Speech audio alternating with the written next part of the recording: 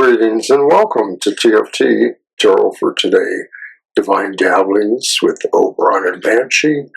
And it's me, Oberon, with Goth Tarot. And it's the weekly look into our shadow issues. All this month we've been using the concept of evading happiness as the basis for the shadow work. So this is our final week with that concept, and we're going to review that in a moment. I'm just going to briefly show us that card that we're using from the Cries of the Soul's Oracle. Brilliant piece of work we're using. First, we're going to start off with a meditation or opening card from the Dark Light Oracle. Kind of set our tone here a little bit, give us an indication perhaps of where our work takes us today or things to keep in mind.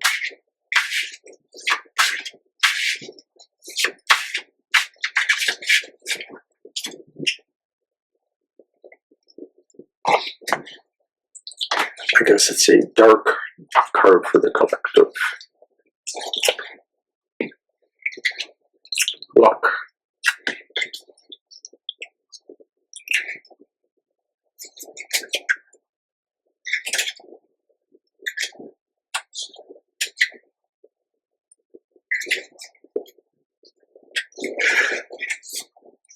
By the magic of my four-leaf clover, I am the Lady of Good Fortune. People feel grateful to see me appear, for I bring nothing but good news. You have worked hard to get where you are now. Life is about to reward your patience and strong efforts. You're about to enter a prosperous period. You are going to feel truly blessed.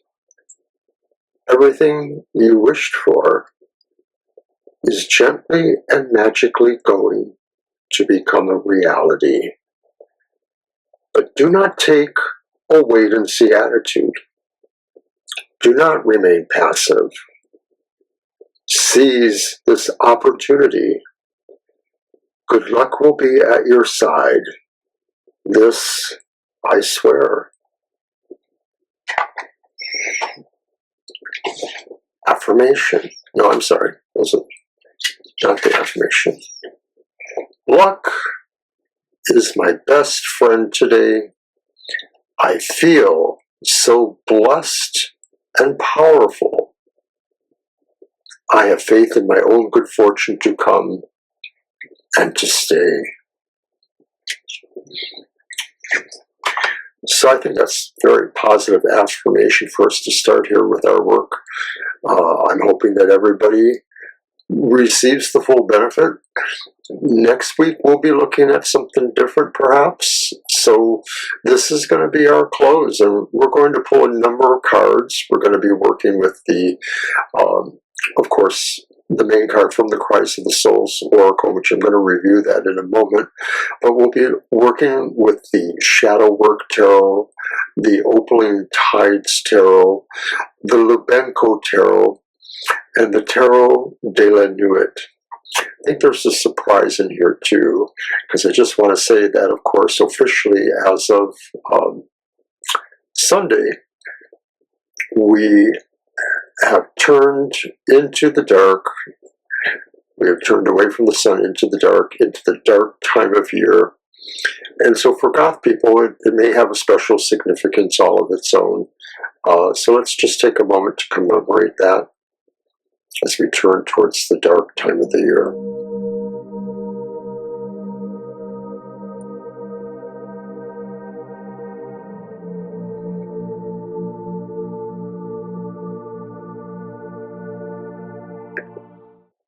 All right, so as I mentioned, we're working with evading happiness.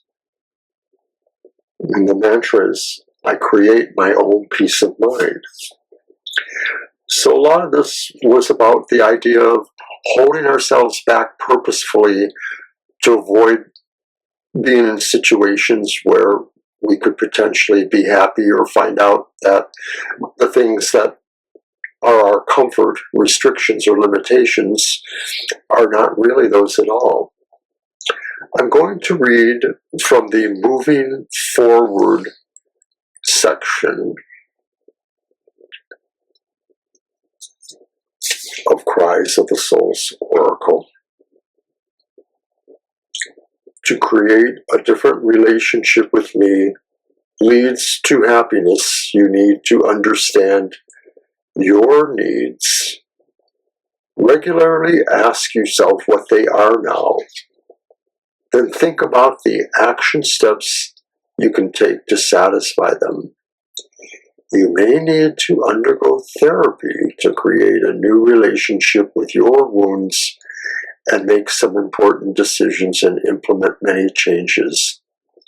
But you can build your happiness through activities such as taking a nap, sharing a moment with someone you love, feeling a lovely ray of sunshine, listening to a child, or dancing in the rain. We could take some of that metaphorically, of course, too. We may not all have the ability to see those things or look at those things. But I think it's the idea that something hurt us so badly in our past, our sacred wound, and that much of life is about how we figure out how we heal that wound. But for people who are caught in the shadow of evading happiness, there is no sense of wanting to heal that wound, because that wound sort of becomes its own enclosure that protects us. And so it's really paramount that we understand that as a sense of codependent behavior, not so much on another person, only maybe where they're involved in your current, interactions. But that's the point, if we do have a partner who enables the sense of avoidance, then nothing gets better there either. All right, so now I'm going to switch to looking at evading happiness and seeing where the progress has been since the last week, if there has been progress. So I'm using the Shadow Work Tarot for that.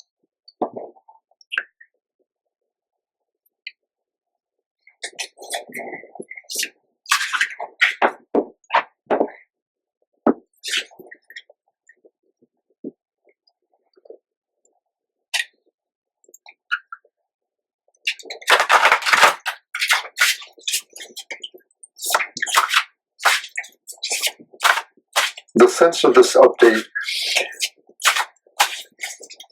could suggest what are the actual physical or material things that we may be trying to do here, such as create new habits, find a way to dance in the rain, listen to children laughing. What can we do physically to continue this process?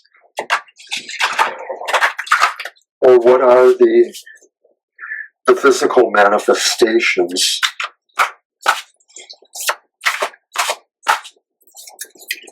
that we're getting through this shadow?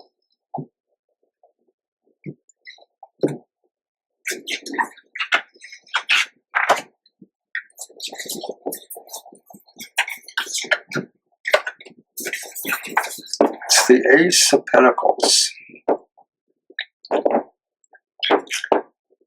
We are beginning something new, perhaps.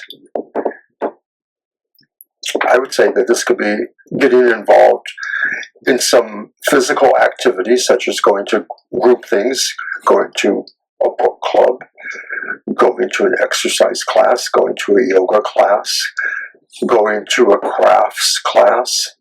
But the point would be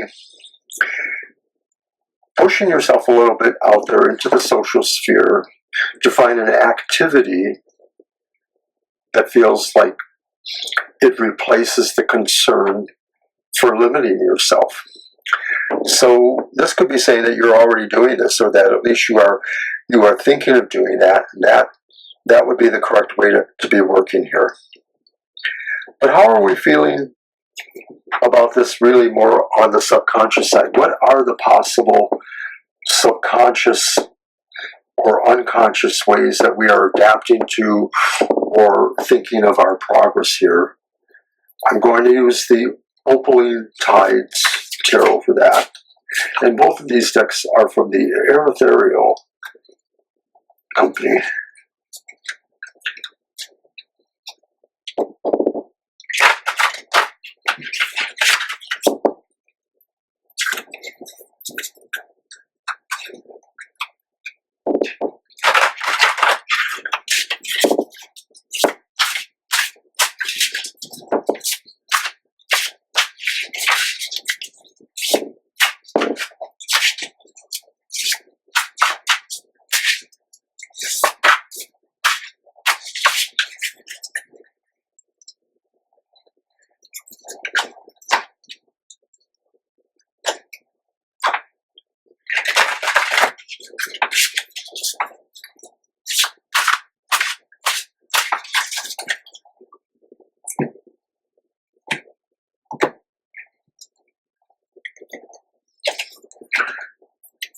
On the inside, what are we doing, or how are we relating to the concept of healing ourselves?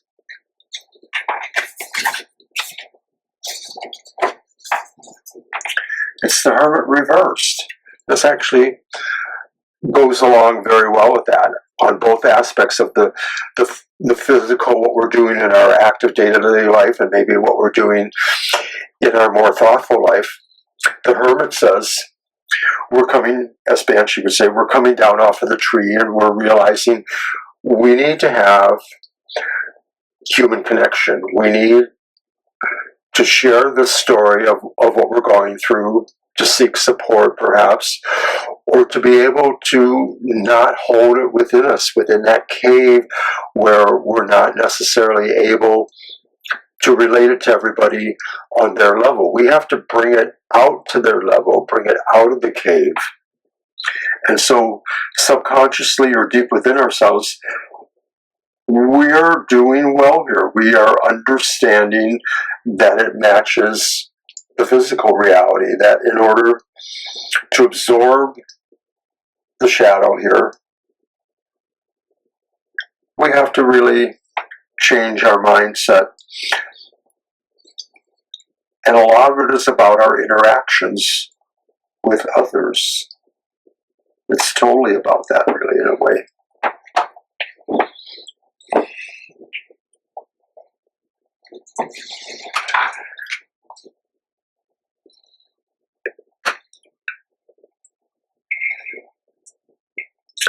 All right, we're going to revisit the Dark Truth.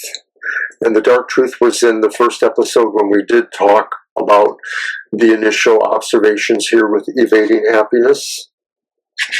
So I'm going to go there. And that's from the warning section of the Cries of the Soul's Oracle. So in this revisitation, we are taking one final last look at a strong idea that we need to keep in mind. Happiness is something personal that you build. It's moments you experience within yourself and doesn't depend on external conditions or other people, just on you. You amplify or share it with others. Nobody is happy all the time, and there's an infinity of shades between happiness and misery. Focus on yourself, and don't shy away from good things. You don't have to experience or do extraordinary things to be joyful. You only need to move to feel good about yourself. Sorry. All right. So essentially, this is good. I think this is saying, really, with all these cards here, we are moving forward. We're doing it. So, in a final tribute to the Dark Truth, I'm also going to pull one card from the Lebenko Tarot. I have that right here. And this card represents one other thing to keep in mind as a dark truth.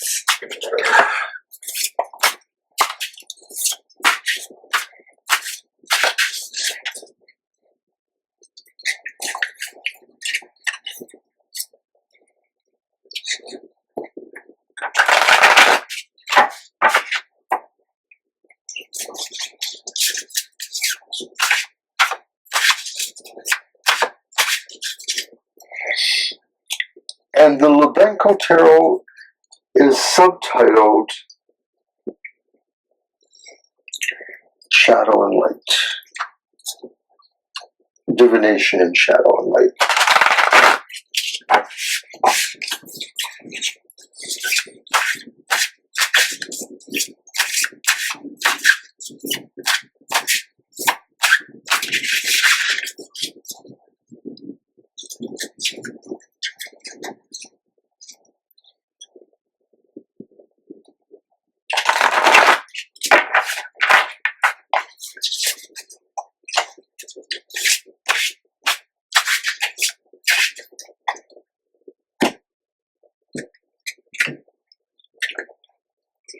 So once again, another thing that is the dark truth you must understand.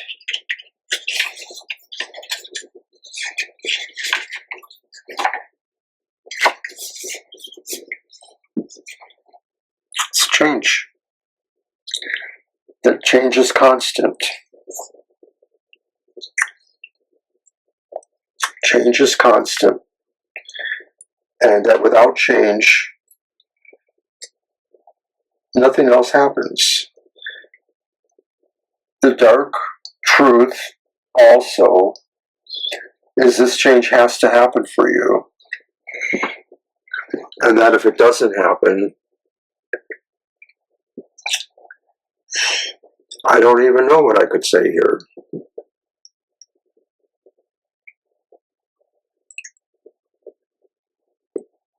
You're not bound to get happier, that's for sure.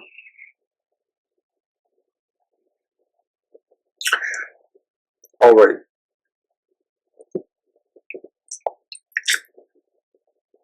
We're also going to give one more card, and this also represents a card that we gave in the first week of dealing with evading happiness. But I call this one the final dark gift. It's one last sense of a tool or resource or hunch or intuition or magical skill that you may have, or any kind of skill that you should find to employ.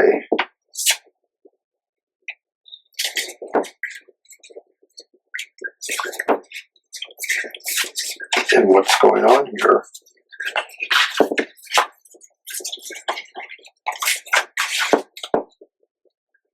I guess it's the last gift that is available to you.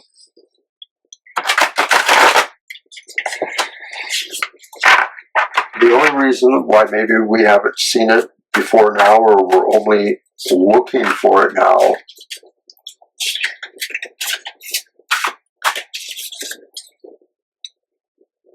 is because this is the final week, the final chance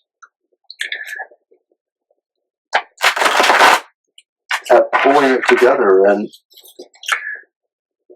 it occurs to me that the final dark gift is because of this final dark truth, the gift to help us with the change, with the incredible change that has to happen.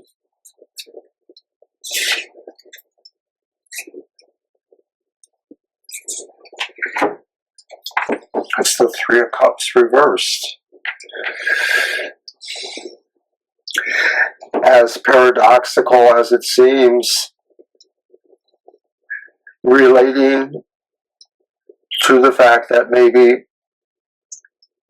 you know what it feels like to evade happiness, that you can accept what is really a condition of unhappiness that has nothing to do with evasion, that sometimes being able to understand unhappiness happens just at that level, that it's not because you or anyone was trying to evade it. I don't know if that makes sense, but it does to me, that your final gift is in that realization that you know what it's like to have been there, that you can now tell when you are finding happiness.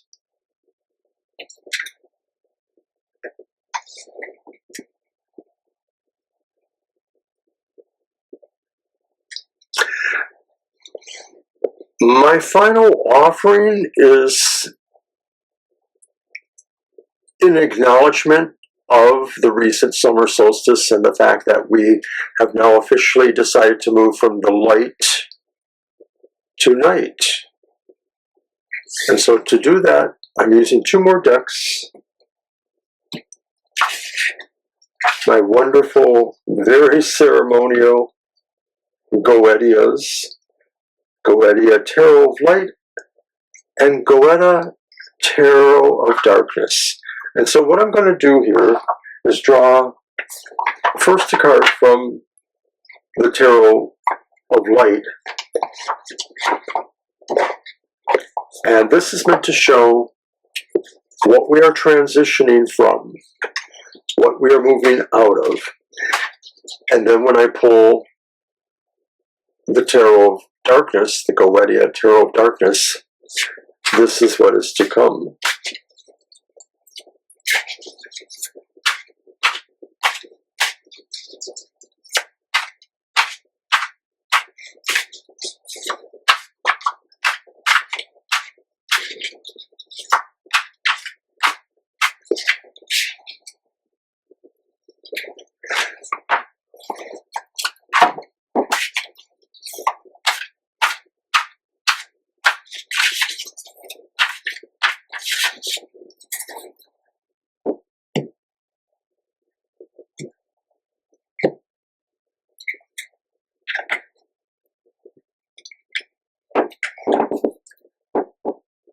So keep in mind, this isn't necessarily about evading happiness. This is more about how our season transitions us from a season of light to a season of darkness.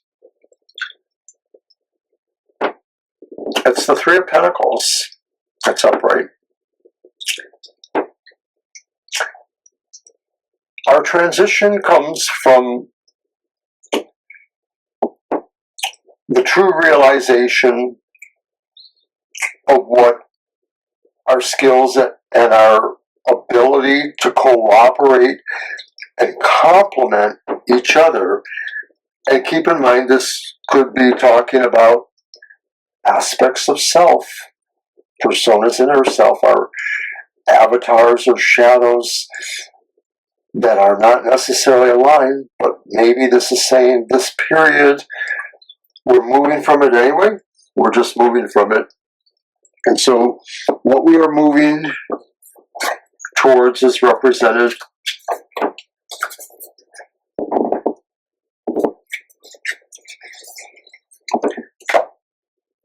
by the Tarot of Darkness, the Goetia Tarot of Darkness.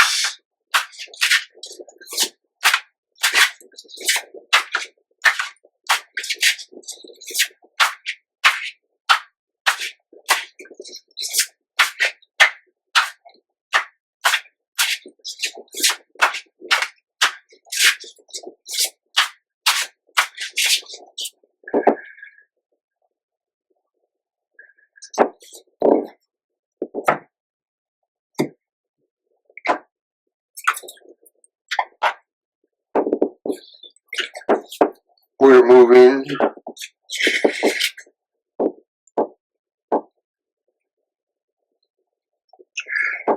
to the reverse Two of Wands.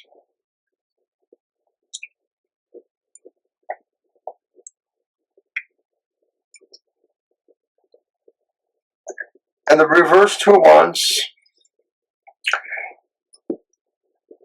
suggests we're going to stick in this inner world here. We're not going to necessarily seek something new. It doesn't mean we're abandoning the progress or abandoning our position, but I think this is saying we are going to move into a holding pattern, and it may represent the idea that we're keeping space here in the darkness. We're keeping space for possibility, or until we really have a better sense of what this total transformation means. Maybe moving from the concept of realization of how we work together, how we complement each other, but now the situation will be to hold that and to just let that sit there, not necessarily growing or diminishing, but being held in a way. That's an interesting thought, because I almost feel like I need another card to tell me what it's being held for.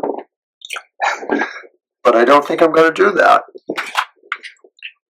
I think I'm going to just stick with things exactly as they are there. This could just be saying that the work of evading happiness, well, no, I said this wasn't about the evading happiness. I think this is just a general card about Goth people, that maybe we just need to stand ready, that we've accomplished what we need to in terms of aligning, the Three of Pentacles, aligning and understanding our strengths and complementaries, but now we're not ready to expand yet. We're ready to maybe just sit there and ponder this for a while. I'm going to leave it at that. I sort of have meandered a little bit long. I'm not doing any special meditation today like I normally might do from the Secret Language Darkness. But next week, Banshee will return, and we will start looking into some other possible shadow work that needs to be done. So don't forget to watch our live show tomorrow night, TFT After Dark, from 7 to 9 p.m. And please watch my Friday emotional exchanges, and that's on Friday mornings at 7 a.m. Happy Hour returns on Saturday morning at 10 a.m. And Happy Hour will be about happiness. It always is. And then Sunday, Banshee's Material Matters is at 10 a.m. And then our other live stream, the Sunday afternoon one, from 2 to 4 p.m. So until then, I'll see you next time. Take care.